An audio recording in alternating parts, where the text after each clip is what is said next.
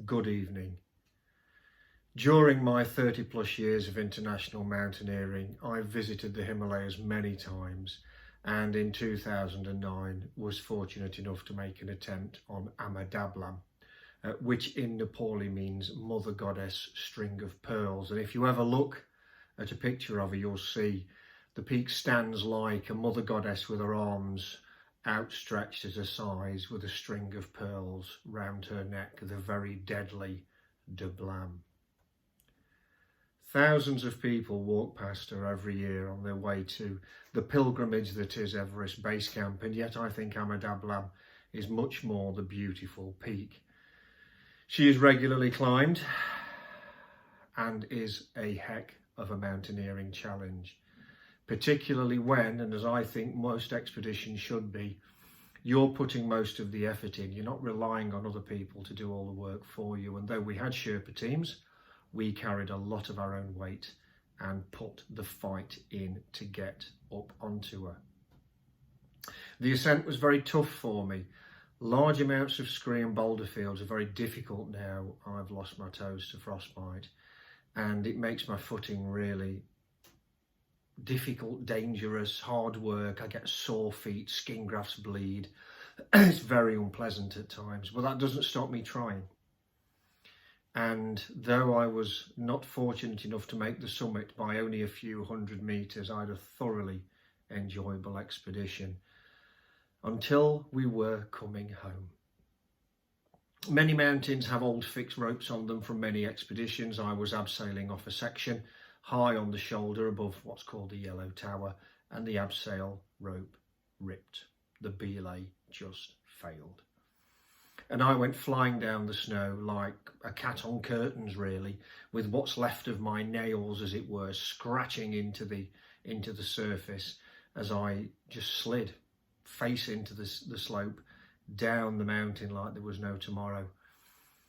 And thankfully, the sunshine saved me, because it had been so sunny on the snowfield all day that this ice and snow turned into, I can only relay as porridge, really, and it built up below me and stopped me a few hundred feet down, where I hyperventilated for quite a long time before I had the courage to move to my left and grab another rope and come home very shocked, very tearful, but alive.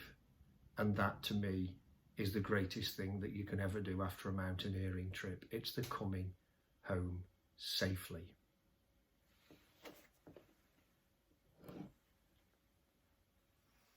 Cheers.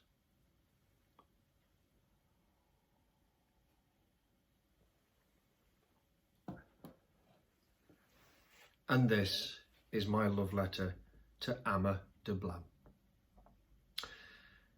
Dear Ama D, you stand in the greatest mountain range in the world, and yet so few come to see you.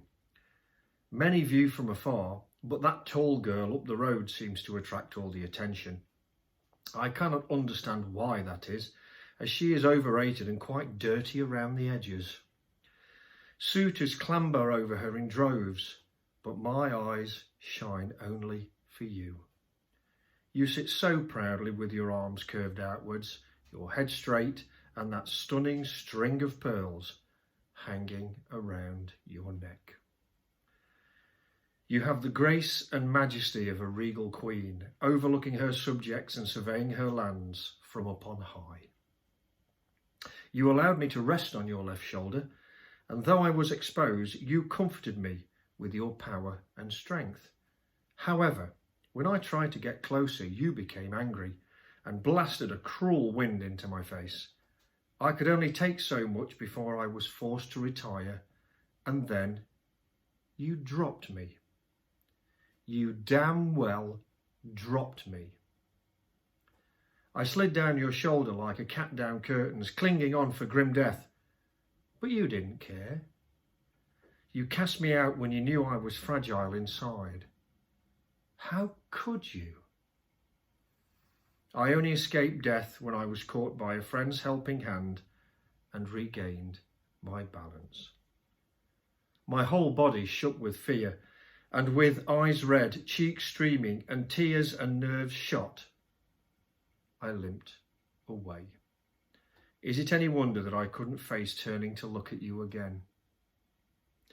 When I returned home, I had so many beautiful pictures of us together, but I've had to close the album.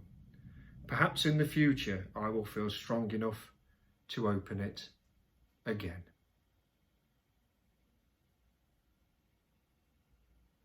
Good night.